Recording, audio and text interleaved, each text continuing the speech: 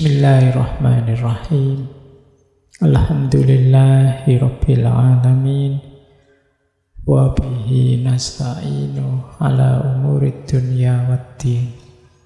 Allahumma sholli wa sallim wa barik ala habibina wa syafi'ina sayyidina wa maulana Muhammadin wa ala alihi wa ashabihi wa man tabi'ahum bi ihsanin ila yaumiddin. Amma ba'du.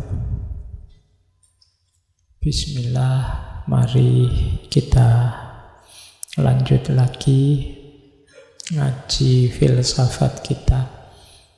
Nambah wawasan baru lagi, nambah pengetahuan baru untuk bekal hidup kita. Siapa tahu wawasan-wawasan yang kita kaji ini sedikit banyak bisa meningkatkan kualitas hidup kita, menjadi senjata kita untuk menghadapi berbagai problematika hidup. Semoga teman-teman yang ikut ngaji tidak putus asa dengan ilmu, tidak apatis, tidak merasa bahwa semua yang kita lakukan ini tidak ada gunanya. Insya Allah kebaikan apapun yang kita lakukan akan juga membuahkan kebaikan. Meskipun mungkin membosankan, meskipun mungkin teman-teman tidak ketemu hasilnya langsung. Kadang-kadang kan kita dengar celetuan-celetuan, alah ngaji sudah berapa puluh tahun yang ini wae. Tidak ada efeknya apa-apa.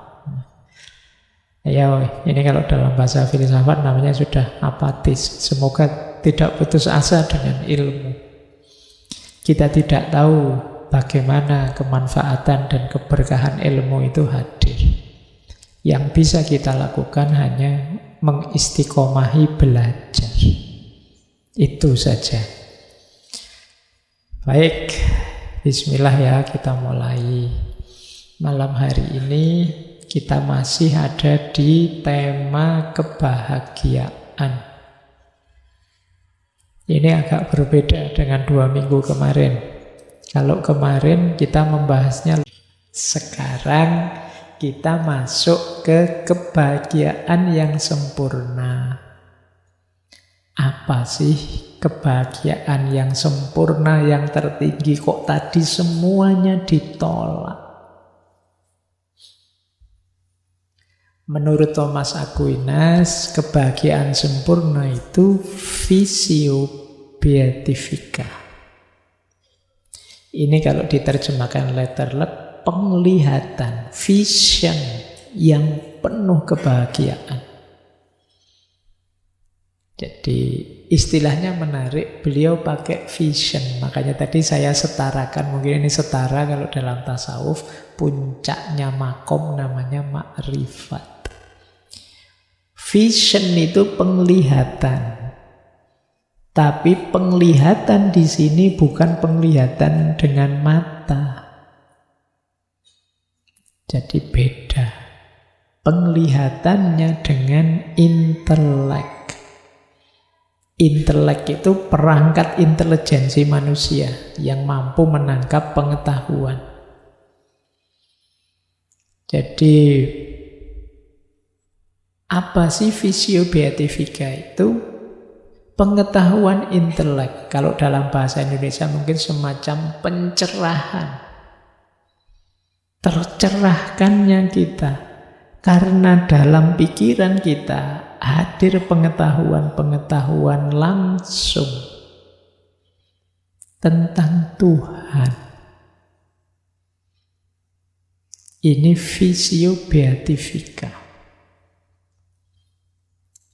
Pengalaman visio beatifica ini menurut Thomas Aquinas akan menghadirkan kebahagiaan yang sempurna. Karena di situ intelek manusia dengan substansi ketuhanan bertemu. Yang namanya bahagia itu kan sesuatu yang memuaskan kita. Puncaknya kepuasan ya itu. Kalau kita mengalami visio beatifika, memahami hakikatnya Allah sampai ke level esensi, hidup ini jadi sangat ringan, sangat membahagiakan. Sederhananya begini, kalau kita tanya ya, apa sih yang membuat teman-teman menganggap hidup ini berat? Kurang uang, kuliah tidak lulus-lulus, pacar nggak dapet-dapet, bapak ibu kos galak, atau apa saja. Banyak sekali mungkin beban hidupmu.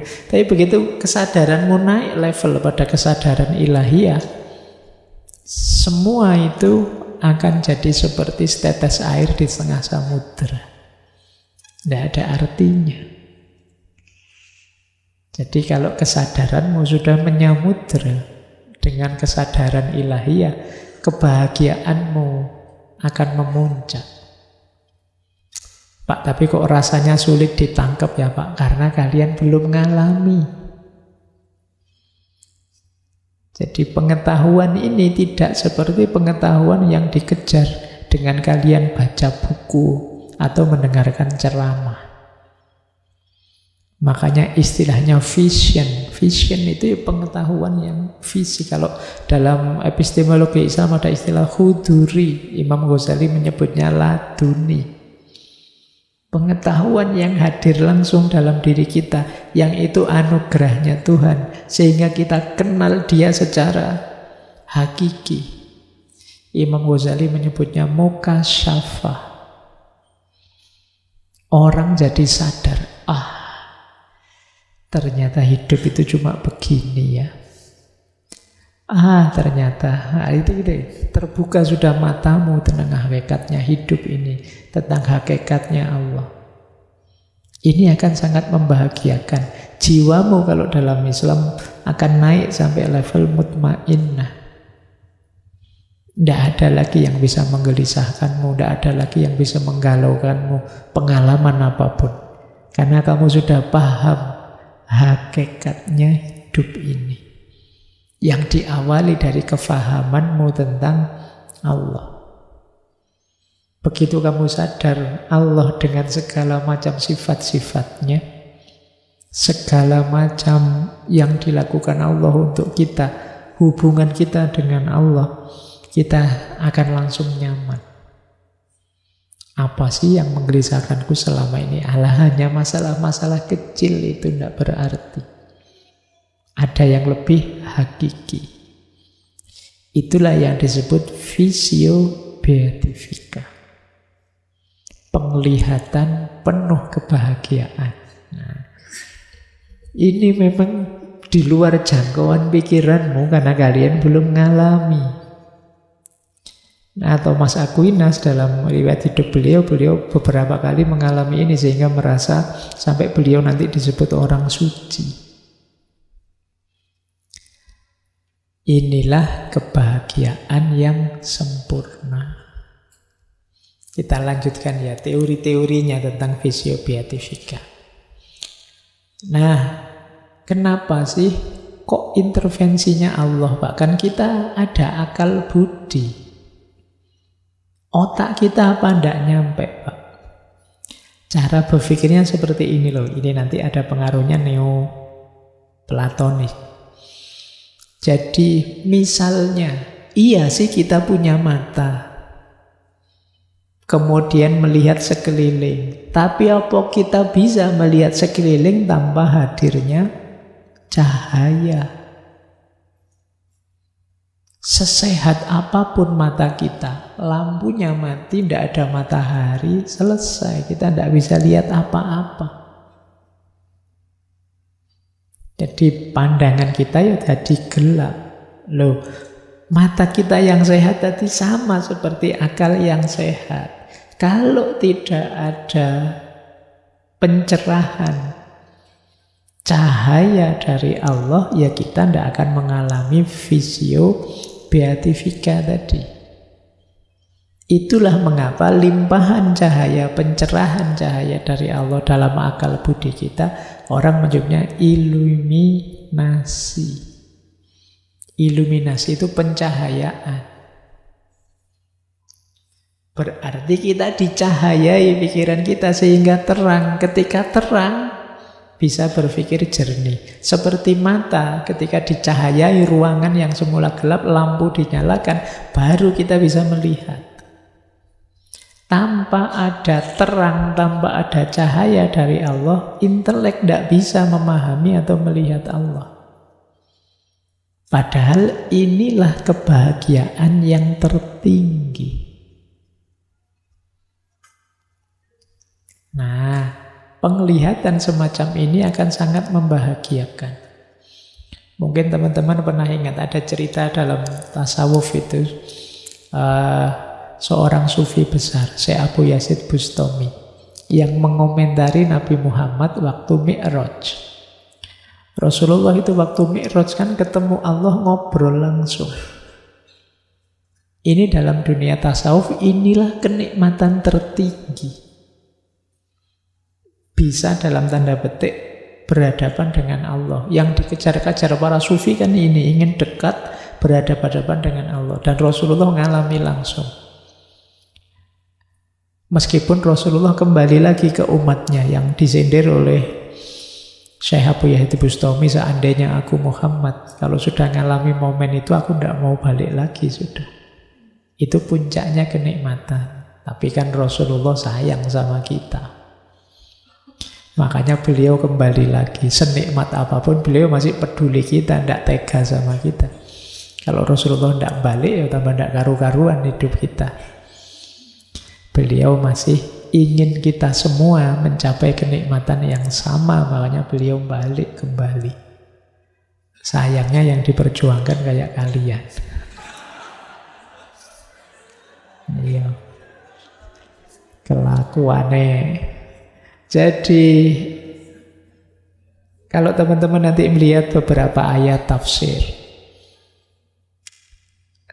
ada ayat yang artinya wajah-wajah mereka berseri-seri ketika nanti di surga. Puncaknya nikmat di surga ternyata juga melihat Allah. Nah, para sufi mengalami kenikmatan itu lewat aktivitas pembersihan diri sehingga Allah ridha dan menganugerahkan cahaya. Itulah yang disebut iluminatif. Pencahayaan dari Allah. Dan ini sangat membahagiakan. Itu mengapa dikejar-kejar mati-matian oleh para sufi makom ma'rifat, makom musyahadah ini. Ketika orang mengalami ini, seluruh hidupnya diwarnai kesadaran ilahiyah. Kesadaran hadirnya Allah, kasih sayangnya Allah. Dia sudah tidak ingin lagi apa-apa selain Allah saja.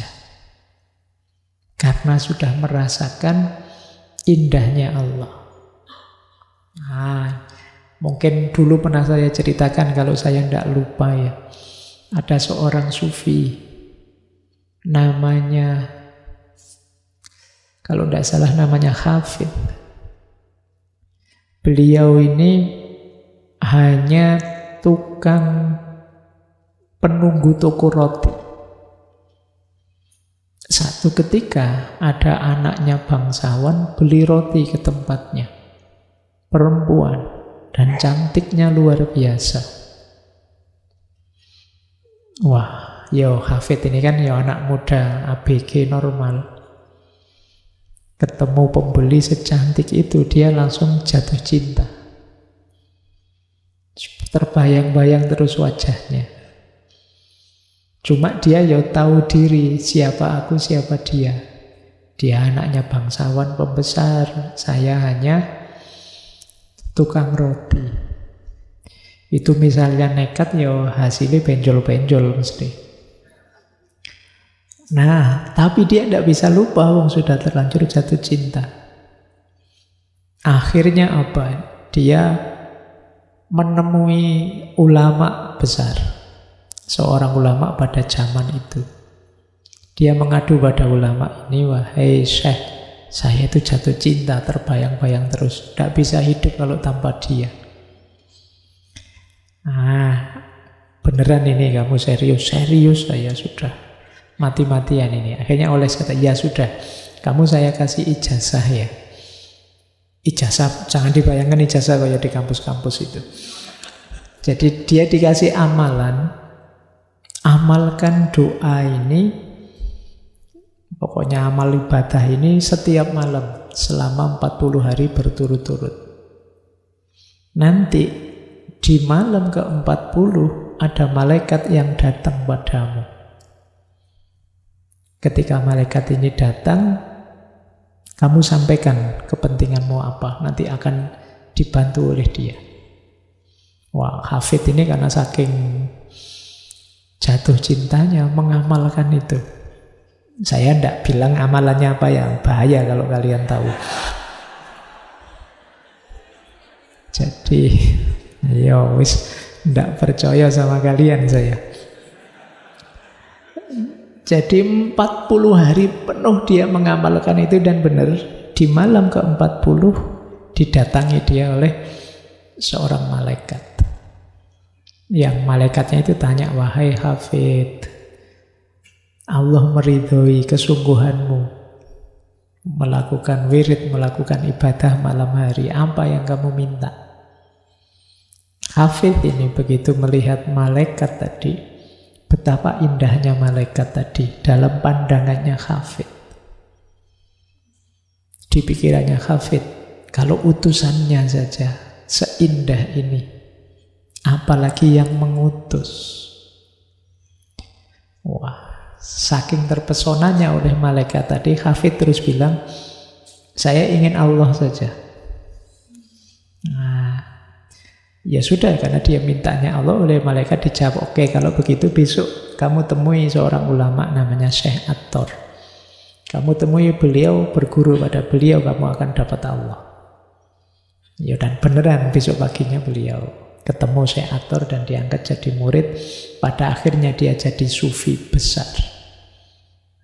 Yo, terkenalnya dengan Hafid. Nanti banyak puisi-puisinya, banyak syair-syairnya yang sampai hari ini mungkin sering kalian baca. Nah, indahnya melihat malaikatnya saja sudah mengalami ekstase, merasakan puncak kenikmatan, apalagi ketemu langsung, berhadapan dengan Allahnya, mendapat vision, pencerahan langsung dari Allah. Itu pasti jauh lebih membahagiakan. Itu gambarannya vision beatifica tadi yang disebut oleh Thomas Aquinas. Sayangnya kita yang belum mengalami belum bisa menggambarkan sejauh apa kebahagiaan puncak itu. Oke ya, yo pelan-pelan siapa tahu nanti Allah ridho bantu kita untuk bisa mengenali dia.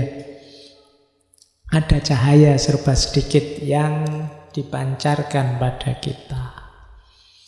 Saya lanjutkan. Kenapa sih kok vision tadi dipersepsi sebagai puncak? Karena tidak mungkin puncak kebahagiaan itu ada di makhluk.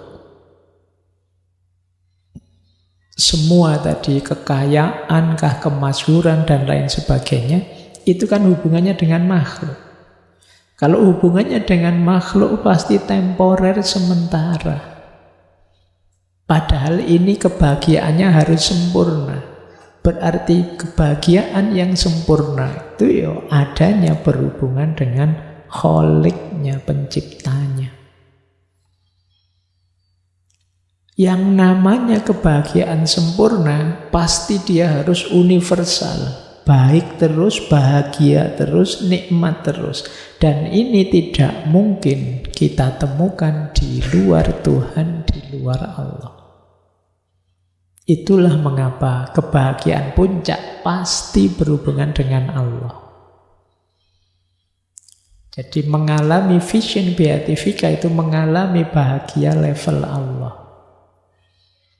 Inilah yang dimaksud oleh Thomas Aquinas. Puncaknya kebahagiaan itu Allah.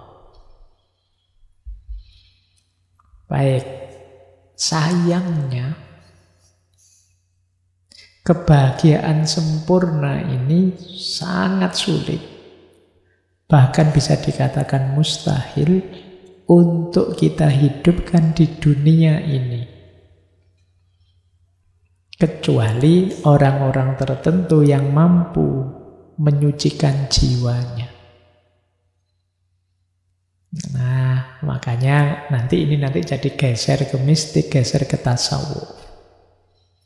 Kenapa? Ya pengetahuan sejati tentang Tuhan perlu kemampuan yang sejati juga. Dan itu bisa diperoleh dari orang yang telah menyucikan jiwanya.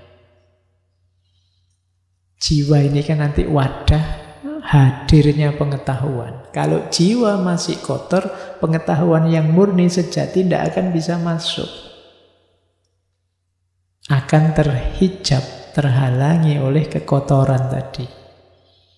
Jadi jalannya tetap melalui penyucian jiwa. Meskipun jenisnya pengetahuan, pemahaman kita tentang Allah, tetap kita perlu menyucikan jiwa. Jalur-jalur sufistik, jalur-jalur tazkiyatun nafas kalau dalam Islam itu ya setara dengan ini, melalui menyucikan jiwa. Penjernihan hati. Kuncinya ada di sini.